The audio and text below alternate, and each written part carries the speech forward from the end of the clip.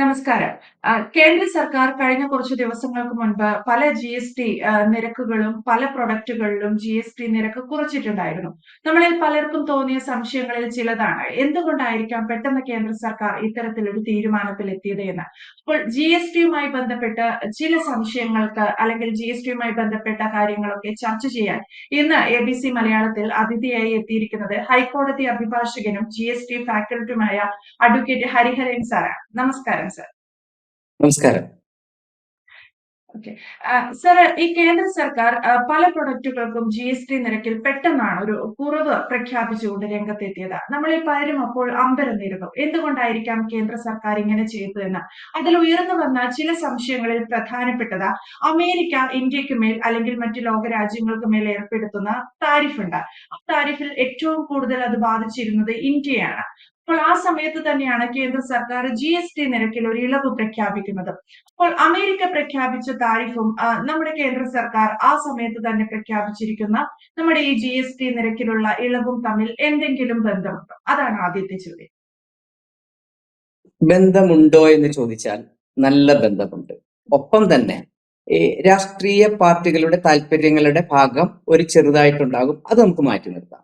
ബാക്കി എടുക്കുകയാണെങ്കിൽ തീർച്ചയായിട്ടും അമേരിക്ക തിരുവ അതിന്റെ ഇമ്പോർട്ട് ഡ്യൂട്ടി കൂട്ടി.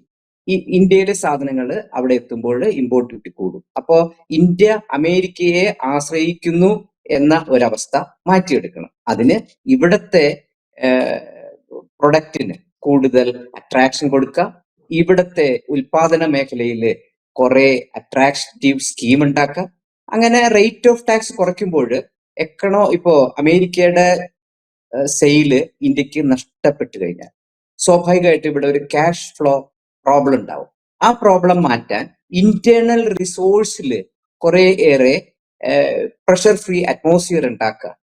അതൊക്കെ ഒരു സാമ്പത്തിക ശാസ്ത്രത്തിൽ എല്ലാ ഗവൺമെന്റും ചെയ്യുന്ന കാര്യങ്ങളാണ്. അതിവിടെ നടപ്പാക്കി, ഒരു ആഘോഷം പോലെ നടപ്പാക്കി ജി.എസ്.ടിയുടെ രണ്ടാം ഘട്ടം എന്നുള്ള നിലയിൽ ജി.എസ്.ടി 2 എന്ന നിലയിൽ കൊണ്ടുവന്നു. തീർച്ചയായും അന്തർദേശീയ ശക്തികളുടെ തിരുവ നികുതികൾ ഉൾപ്പെടെയുള്ള നടപടികളുമായി അതിന് പ്രത്യക്ഷത്തിലും പരോക്ഷമായും ബന്ധമുണ്ട്. ഓക്കെ. അങ്ങനെയാണെങ്കിൽ തന്നെ മറ്റൊരു ചോദ്യം എന്ന് പറയുന്നത് ജി.എസ്.ടിയിൽ ഈ പെട്ടെന്ന് കേന്ദ്ര സർക്കാർ പ്രഖ്യാപിച്ച ഈ ഇളവ്, ആ ഇളവ് യഥാർത്ഥത്തിൽ ആരാണ് അതിന്റെ ഏറ്റവും വലിയ ഗുണഭോക്താക്കൾ എന്നതാണ്. ഇന്ത്യയുടെ ഒരു സാമ്പത്തിക നില മെച്ചപ്പെടുത്തണമെന്ന് ആഗ്രഹിക്കുന്ന ഒരു സർക്കാരിന്, ഒരു ഭരണകൂടത്തിന് തീർച്ചയായിട്ടും യുവാക്കൾ സംരംഭക രംഗത്തേക്ക് വരണമെന്നുള്ള അനിവാര്യത ബോധ്യമായിട്ടുണ്ട്. അതോടൊപ്പം തന്നെ ഇന്ത്യയിൽ ഇപ്പോ ഉള്ള പല സാമ്പത്തിക ബിസിനസ് മേഖലയിലെ സാമ്പത്തിക മാന്ദ്യം അത് എങ്ങനെ സോൾവ് ചെയ്യാമെന്നുള്ള നടപടികൾ, ഇതിന്റെ ഒക്കെ ഫലമാണല്ലോ ഇപ്പോ പെട്ടെന്ന് തന്നെ ദീപാവലിക്ക് മുമ്പ്, ദീപാവലി ആഘോഷിക്കാൻ വേണ്ടിയിട്ട് റേറ്റ് 22/9/2025 മുതൽ പല സാധനങ്ങൾ 400-ൽ പരം സാധനങ്ങളുടെ അല്ലെങ്കിൽ സേവനങ്ങളുടെ നികുതി നിരക്കാണ് കുറച്ചിരിക്കുന്നത്. അപ്പോൾ തീർച്ചയായിട്ടും ഇതിന്റെ ഗുണഭോക്താക്കള് സംരംഭം തുടങ്ങാൻ ആഗ്രഹിക്കുന്ന യുവാക്കളാണ്. യുവാക്കൾ കോളേജിൽ നിന്നും നേരെ അമേരിക്കയിലേക്കോ ലണ്ടനിലേക്കോ ഓസ്ട്രേലിയയിലേക്കോ ഉള്ള പോക്ക് ഗവൺമെന്റ് തിരിച്ചറിഞ്ഞു.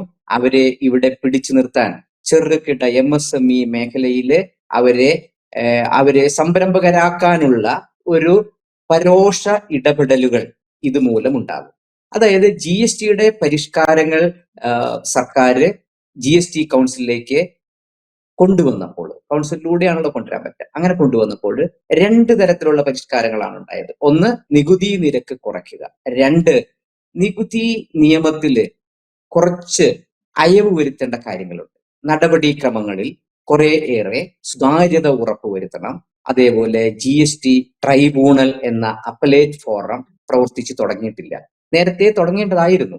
അപ്പൊ അതിനൊക്കെ ഉള്ള സൗകര്യങ്ങള് ഈ അമെൻമെന്റിലൂടെ, ഈ GST കൗൺസിലിന്റെ തീരുമാനങ്ങളിലൂടെ വന്നിട്ടുണ്ട്. അപ്പോൾ അതുകൂടാതെ പെട്ടെന്ന് മനസ്സിലാക്കാൻ ബുദ്ധിമുട്ടാണെങ്കിലും GST ഇൻവേർട്ടഡ് ഡ്യൂട്ടി സ്ട്രക്ചർ എന്ന ഒരു അട്രാക്റ്റീവ് IDS എന്ന ഒരു അട്രാക്റ്റീവ് പാക്കേജ് സംരംഭകർക്ക് കൂടി പ്രയോജനപ്പെടുന്ന രീതിയിലാണ് കൊണ്ടുവന്നിരിക്കുന്നത്. ഇപ്പോ നിലവിലുള്ള MSMEക്കാർക്ക് ഒരു പക്ഷേ അവരുടെ റോ മെറ്റീരിയലിന്റെ റേറ്റ് 18% ആയിരുന്നു, ഇപ്പോഴും 18 ആകാം. അത് ഫിനിഷ്ഡ് പ്രൊഡക്റ്റിന്റെ റേറ്റ് പ്രിന്റിംഗ് മേഖലയിലും കാർട്ടൺ മേഖലയിലും ഒക്കെ 5% കുറച്ചു. അപ്പൊ 18 ആയിരുന്നത് അല്ലെങ്കിൽ 12 ആയിരുന്നത് 5 ആകുമ്പോൾ അവരുടെ റോ മെറ്റീരിയലിന് കൊടുത്ത ടാക്സ് കുമിഞ്ഞുകൂടി കിടക്കും ഇൻപുട്ടായിട്ട്. അത് റിവേഴ്സ് ആ ഇൻപുട്ട് ടാക്സ് തിരിച്ച് ആ നികുതിദായകർക്ക് കിട്ടാൻ വേണ്ടി ഇൻവേർട്ടഡ് ഡ്യൂട്ടി സ്ട്രക്ചറിലുള്ള റീഫണ്ടിന്റെ കാലതാമസം ഒഴിവാക്കാനും 90% വരുന്ന ആ ഇൻവേർട്ടഡ് ഡ്യൂട്ടി സ്ട്രക്ചറിന്റെ എമൗണ്ട് തിരിച്ചു കൊടുക്കാനും പെട്ടെന്ന് 90% ഒരാഴ്ചക്കുള്ളിലൊക്കെ തിരിച്ചു കൊടുക്കാനുള്ള നടപടികൾ വന്നു എന്ന് പറയുമ്പോൾ യങ് ഓണ്ടർപ്രൈനേഴ്സിന് പുതിയ സംരംഭം തുടങ്ങുമ്പോൾ റേറ്റ് ഓഫ് ടാക്സ് കുറഞ്ഞ സാധനങ്ങൾ വിൽക്കുകയും അല്ലെങ്കിൽ ഉണ്ടാക്കി വിൽക്കുകയും റേറ്റ് ഓഫ് ടാക്സ് കൂടിയ റോ മെറ്റീരിയൽ വാങ്ങാനും സോളാർ മേഖലയിലൊക്കെ അതിനൊക്കെ ഭയങ്കര പ്രസക്തിയുണ്ട്. അതേപോലെ എഞ്ചിനീയറിംഗ് മേഖലയില് പ്രിന്റിംഗ് മേഖലയില് ഒക്കെ അതിന് പോസിറ്റീവ് ഇമ്പാക്ട് ഉണ്ടാക്കാനും ലോങ് ടേമില് നല്ലൊരു ഓണ്ടർപ്രൈനർ സംസ്കാരം ഉണ്ടാക്കാനും ഒക്കെ അത് സാധിക്കുമെന്നാണ് ശാസ്ത്രീയമായ ഒരു വിലയിരുത്തല്. കാരണം എന്താന്ന് വെച്ചാൽ 18% റോ മെറ്റീരിയലിന് 8% അതിന്റെ 5% അതിന്റെ ഇപ്പോഴത്തെ ഔട്ട്പുട്ട് ടാക്സ്. അപ്പൊ ഏതാണ്ട് 13%-ഓളം ഒരു പ്രൊഡക്റ്റ് വിൽക്കുമ്പോൾ തന്നെ അവർക്ക് ടാക്സ് ഇനത്തിൽ റീഫണ്ട് കിട്ടുന്നു. 13% നമുക്കത് റഫ് ഒരു 10 എടുക്കാം. 10 എടുത്തു കഴിഞ്ഞാലും 10 ലക്ഷം രൂപയുടെ പർച്ചേസ് നടത്തുമ്പോൾ അയാളെ സംബന്ധിച്ചിടത്തോളം 1 ലക്ഷം രൂപ ടാക്സ് ആയിട്ട് പ്രോഫിറ്റിലേക്ക് കയറി. ആ തരത്തിലേക്ക് നികുതിയെ മുഴുവൻ കണക്കിൽ കാണിച്ച് നികുതിയിൽ നിന്നുള്ള ആരോഗ്യകരമായ റീഫണ്ടുകൾ മേടിച്ചെടുക്കുക. അത് മറ്റ് പല രാജ്യങ്ങളിലും അതിനൊക്കെ നല്ല വേദികളുണ്ട്. ഞാനിപ്പോ ഇവിടെ ഒരു എക്സാമ്പിൾ പറയുകയാണെങ്കിൽ മെട്രോ റെയിൽ കോർപ്പറേഷന്റെ വിജയത്തിന് പിന്നില് ആ നികുതി റീഫണ്ടുമായിട്ട് ഒരു ബന്ധമുണ്ട്. അവിടെ പറയാൻ സമയമില്ലാത്തതുകൊണ്ട് നമുക്കത് വേറൊരു സന്ദർഭത്തിൽ പറയാം. അപ്പൊ നികുതി ഉടൻ തന്നെ റീഫണ്ട് കിട്ടുന്നു, പങ്ക്ച്വലാണ്, ഡിലേ ഇല്ല എന്ന ഒരവസ്ഥ വരുമ്പോൾ സംരംഭകർക്ക് കൂടുതൽ ട്രാൻസാക്ഷൻ നടത്താനുള്ള അവസരം ഉണ്ടാകും. അത് തീർച്ചയായിട്ടും ഗവൺമെന്റ് മുൻകൂട്ടി കണ്ടിട്ടുണ്ട്. അത് യങ്സ്റ്റേഴ്സിനെ അട്രാക്ട് ചെയ്യും. ഓണ്ടർപ്രൈനേഴ്സ് കൂടുതൽ കരുത്തോടെ മുന്നോട്ട് വരും. അത് മാത്രമല്ല, ഇപ്പോ എഞ്ചിനീയറിംഗ് മേഖലയിലായാലും ഇപ്പോ ഇലക്ട്രോണിക് മേഖലയിലായാലും 28% ഉണ്ടായിരുന്ന പല വസ്തുക്കളും 18%. പർച്ചേസ് പവർ കൂടും. പർച്ചേസ് പവർ കൂടുമ്പോൾ ഉദാഹരണത്തിന് കൺസ്ട്രക്ഷൻ മേഖലയിൽ സിമെന്റിന് 28% എന്നുള്ളത് 18%. അപ്പോ ആ 10% നേരെ കുറഞ്ഞു. നേരത്തെ ഒരാള് തീരുമാനിക്കുകയാണ് ഞാൻ എന്റെ വീടൊന്ന് റിപ്പയർ ചെയ്യാം, സിമെന്റിനൊക്കെ വില കുറഞ്ഞ സ്ഥിതിക്ക് റിപ്പയർ ചെയ്യേണ്ടത് നമുക്ക് പൊളിച്ച് രണ്ടാമത് തേച്ച് കുട്ടപ്പനാക്കാം എന്ന ഒരു ചിന്ത ആൾക്കാരുടെ ഇടയിൽ വരുമ്പോൾ ക്യാഷ് പുറത്തേക്ക് ഇറങ്ങും. ആ ക്യാഷ് എംപ്ലോയീസിന്റെ ഇടയിലേക്ക് എത്തും. എംപ്ലോയീസ് അത് വീണ്ടും മാർക്കറ്റിലേക്ക് ഇറക്കും. മാർക്കറ്റിൽ നിന്ന് വീണ്ടും പർച്ചേസ് കൂടും.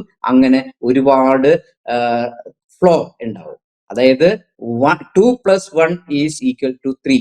പക്ഷെ എക്കണോമിക്സിന്റെ തിയറികൾ വെച്ച് നമ്മൾ പഠിക്കുമ്പോൾ 2 + 3 നമുക്ക് 2⁻³ ദാറ്റ് ഈസ് 2 × 2 × 3 2 = 8 എന്ന കൺസെപ്റ്റിലേക്ക് പോകും. അങ്ങനെ ഒരു ഫ്ലോ ഇവിടെ ഉണ്ടാകുമ്പോൾ ബാങ്കിൽ ഡെപ്പോസിറ്റ് ആയിട്ട് കിടക്കുന്ന പൈസകളൊക്കെ സംരംഭകര് പുറത്തേക്ക് ഇറക്കും.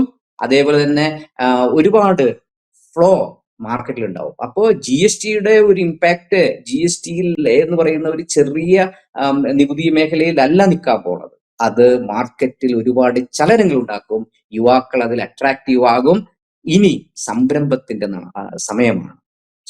സ്വന്തം കാലിൽ നിൽക്കാൻ സംരംഭം തുടങ്ങുക. അതിലൂടെ സ്വയം പര്യാപ്തമായി എക്സ്പോർട്ട് അമേരിക്കയ്ക്ക് വേണ്ട വേറെ രാജ്യങ്ങളിലേക്ക് നമുക്ക് എക്സ്പോർട്ട് ചെയ്യാം, അല്ലെങ്കിൽ ഇവിടെ നിന്ന് തന്നെ പല കാര്യങ്ങളും ചെയ്യാം. ഒപ്പം തന്നെ ഈ കൊമേഴ്സ് മേഖലയിൽ ഉണ്ടായിരുന്ന കുറച്ച് നിയമ പ്രശ്നങ്ങൾ ഉണ്ടായിരുന്നു. ഒരാൾക്ക് ഇപ്പൊ നമ്മുടെ വീട്ടമ്മമാര് ഡിസൈൻ ചെയ്ത് അത് ട്രേഡ് ചെയ്യുന്നുണ്ട്. ആ സാധനത്തിന് എവിടെ സ്റ്റോക്ക് ചെയ്യണോ ആ സംസ്ഥാനത്തൊക്കെ രജിസ്ട്രേഷൻ വേണം എന്നുള്ളൊരു നിയമം ഉണ്ടായിരുന്നു. അതിപ്പോ ഈ അമെന്റ്മെന്റിൽ എടുത്തു കളഞ്ഞു.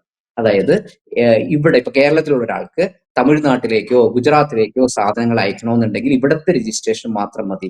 അപ്പോ ഈ കൊമേഴ്സ് മേഖലയിലെ അതീവ സാധ്യതകൾ ഇന്ത്യയിലുണ്ട്. ഒരുപാട് ടെക്നോക്രാഫ്റ്റ് വീട്ടില് വീട്ടമ്മമാരായിട്ട് മാത്രം ഇരിക്കുന്നുണ്ട്. അല്ലെങ്കിൽ യാത്ര ചെയ്യാൻ അല്ലെങ്കിൽ കൊച്ചുങ്ങളെ നോക്കാൻ വേണ്ടിയിട്ട് ആദ്യത്തെ കൊച്ചുങ്ങൾക്ക് ഒരു 3 4 വയസ്സ് വരെ ജോലി ചെയ്യാതിരിക്കുന്നു. അവരൊക്കെ ഇനി ഒരുപാട് ഈ രംഗത്തേക്ക് വരാനുള്ള ഒരു പ്രേരണ ആഹ് ഈ ഇ കൊമേഴ്സ് മേഖലയിൽ ഉണ്ടാക്കിയിട്ടുണ്ട്. ഇനിയുണ്ട് ഒരുപാട്. അത് നമുക്ക് വേറൊരു സന്ദർഭത്തിൽ പറയാം. യെസ്. എന്തായാലും ഈ തരത്തിൽ ഇന്ത്യ ജിഡിപി റേറ്റിംഗിലൊക്കെ വലിയ മുന്നേറ്റം മുന്നിൽ കണ്ടുകൊണ്ടാണ് ജിഎസ്ടി നിരക്കിൽ ചില ഉൽപ്പന്നങ്ങളിൽ ഇത്രയേറെ ചില ഉൽപ്പന്നങ്ങൾ എന്ന് പറയുമ്പോൾ ഹരി സാർ പറഞ്ഞതുപോലെ തന്നെ 400 ഉൽപ്പന്നങ്ങൾക്കാണ് ഇത്തരത്തിൽ ഇളവ് പ്രഖ്യാപിച്ചിട്ടുള്ളത്. ഈ ഇളവ് പ്രഖ്യാപിക്കുക വഴി പുതിയ സ്റ്റാർട്ടപ്പ് തുടങ്ങാൻ ആഗ്രഹിക്കുന്നവർക്ക്, പുതിയ സംരംഭകർക്ക്, എസ്പെഷ്യലി യുവാക്കൾക്ക് അനന്തമായ സാധ്യതയാണ് നമ്മുടെ രാജ്യം തുറന്നിടുന്നത് എന്നതാണ് ഏറ്റവും ശ്രദ്ധേയം. വ്യക്തമാണ്. Thank you sir.